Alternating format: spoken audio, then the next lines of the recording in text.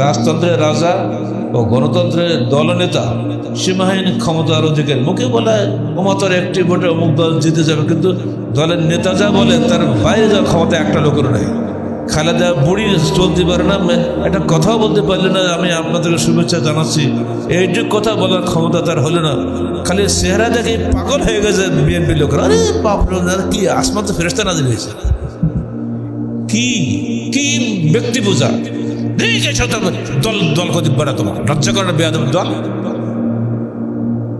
বড় ডিগ্রিধারী ব্যারিস্টার ম্যারিস্টার সব বসছে গো, বুড়ির আশীর্বাদ পাওয়া দিন পাগল হয়ে গেছে। তার দেহে নাই বল, কিন্তু না তবু তার চেহারাখানা পেয়েছে যে, তাই হেডলাইন করেছে পত্রে তিনি এখন অনেকটাই সুস্থ। ওরে বাবা, একটু চোখটা মেলেছে, অত অনেকটাই সুস্থ। এতেই বাংলাদেশের গণতন্ত্রের মা এসে গেছে।